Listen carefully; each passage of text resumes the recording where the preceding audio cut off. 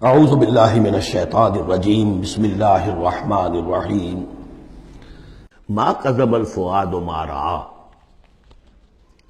جو کچھ انہوں نے دیکھا ان کے دل و دماغ نے اسے جھٹلایا نہیں، یہ نہیں کہا کہ نہیں یہ کیا ہے۔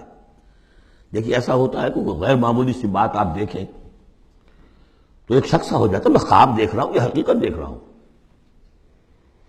آنچ نہیں بینے بیداری تو یارم یا بے خواب، اے اللہ جو میں دیکھ رہا ہوں یا ہم دیکھ رہے ہیں یہ بیداری میں دیکھ رہے ہیں یہ خواب میں دیکھ رہے ہیں، وہ غیر متوقع چیز۔ لیکن نبی کو کوئی شک نہیں ہوا، ما کذب الفؤاد ما رأى، یکسوئی کے ساتھ دل و دماغ اور جو بھی آپ کی آنکھ دیکھ رہی تھی ان میں کوئی کانفلکٹ نہیں تھا۔ ما کذب الفؤاد ما رأى فتمارونہ علی ما یری، تو کیا تم اس سے جھگڑتے ہو اس چیز پر کہ جسے وہ دیکھ رہا ہے۔ اقبال نے کہا نا کہ قلندر ہرچے گوید دید گوید، جو شخص اپنا دیکھی ہوئی چیز بیان کر رہا ہے تم اس سے جھگڑ رہے ہو، تمہارے لیے تو وہ ایک غیب کی خبر ہے، اس نے تو دیکھا ہے۔ افتمارونہ علی ما یری وَلَقَدْ رَآهُ نَزْلَةً أُخْرَىٰ، اس نے تو ایک مرتبہ اور بھی دیکھا۔ کہاں دیکھا؟ عند سدرۃ المنتہیٰ، شب معراج میں سدرۃ المنتہیٰ۔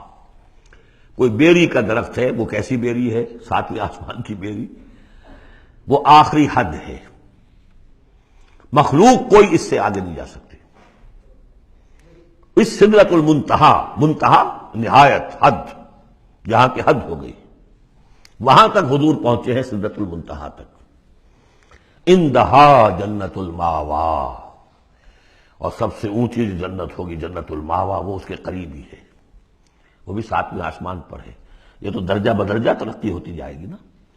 پہلی ضیافت جو ہے، پہلی نزل جو ہے وہ تو اسی زمین پر ہو جائے گی، پھر جو ترقی ہوگی اپنے اپنے مدارج، اپنے اپنے مراتب، اپنے اپنے مقامات، اپنے اپنے ایمان کی گہرائی، اپنے اپنے اعمال صالحہ، اپنا اپنا انفاق مال و جان، اس کے حوالے سے درجے ہوں گے۔ اندہا جنت الماوا اذ یغشی السدرۃ ما یغشی، جبکہ ڈھانپے ہوئے تھا اس بیری کو جو ڈھانپے ہوئے تھا۔ اب تمہیں کیا بتائیں کیا ڈھانپے ہوئے تھا، تم نہیں سمجھ سکتے۔ دیکھیے کس طریقے سے اذ یغشی السدرہ، کوئی انوار الہیہ کا کوئی ایسا نزول ہے وہاں جو زبان سے ادا نہیں ہو سکتا، کوئی الفاظ نہیں ہے کہ جو ان کی تعبیر کر سکے۔ اس پر انوار الہیہ کا کوئی نزول ہے۔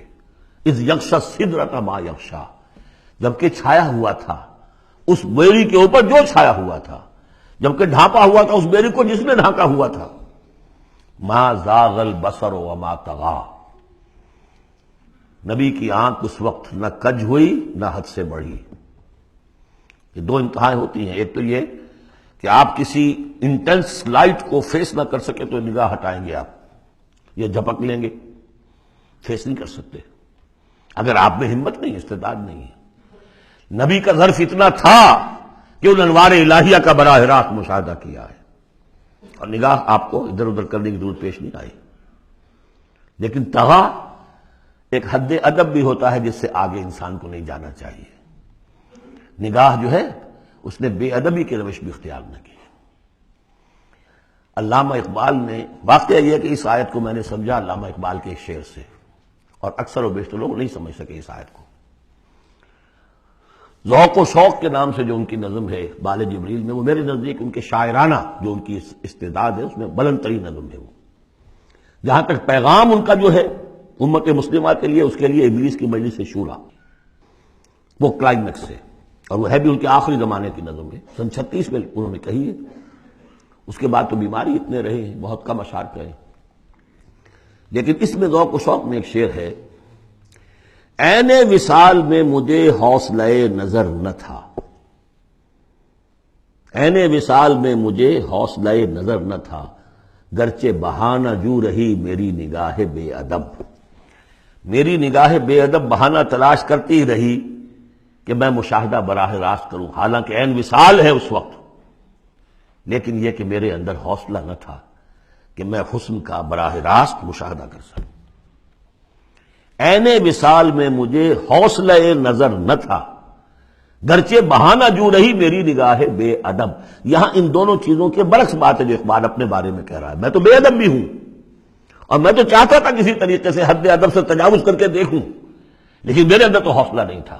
محمد میں وہ حوصلہ تھا، دیکھا ہے، براہ راست دیکھا ہے، نگاہ جما کر دیکھا ہے، لیکن ایک حد سے تجاوز نہیں کیا، حد ادب کے اندر رہے۔ ما زاغ البصر وما طغى لقد رأى من آیات ربہ الکبریٰ، دیکھا انہوں نے اپنے رب کی عظیم ترین آیات کو۔ اب وہاں جا کر جو مشاہدہ ہوا ہے وہ تو اللہ کی عظیم ترین آیات کا ہے، اور اسی سے در حقیقت دلیل ہے ام المومنین حضرت عائشہ صدیقہ رضی اللہ تعالی عنہ اور حضرت عمر رضی اللہ تعالی عنہ کا جو قول ہے۔ شب معراج میں بھی حضور نے اللہ کو نہیں دیکھا، اللہ کی عظیم ترین آیات کو دیکھا، جو تجلی تھی اس وقت اللہ کی۔ حضرت عائشہ صدیقہ کا کہنا تو یہ ہے کہ نور لا یرا، وہ نور ہے، دیکھے کیسے جا سکتا ہے۔ بہرحال وہاں بھی قرآن جو کہہ رہا ہے وہ یہ نہیں کہہ رہا ہے کہ اللہ کو دیکھا، نہیں، جیسے کہ وہ جو شب معراج میں پہلا سفر کا حصہ تھا زمینی، مسجد حرام سے مسجد اقصی تک، سبحان الذی اسریٰ بعبدہ لیلا من المسجد الحرام الى المسجد الاقصی الذی بارکنا حولہ لنریہ من آیاتنا، وہاں پر بھی اللہ نے اپنی آیات کا مشاہدہ کرایا، لیکن وہ زمینی آیات ہیں اللہ کی، وہ برکات جو ہیں زمینی ہیں۔ یہ تجلی جو ہو رہی ہے یہ ہو رہی ہے اس سدرۃ المنتہا پر، آخری حد ہے، مخلوق کی آخری حد ہے، اس سے آگے کہیے حرم ہے، حریم ذات ہے اللہ کی، جس میں کسی غیر کا کوئی دخل ممکن نہیں۔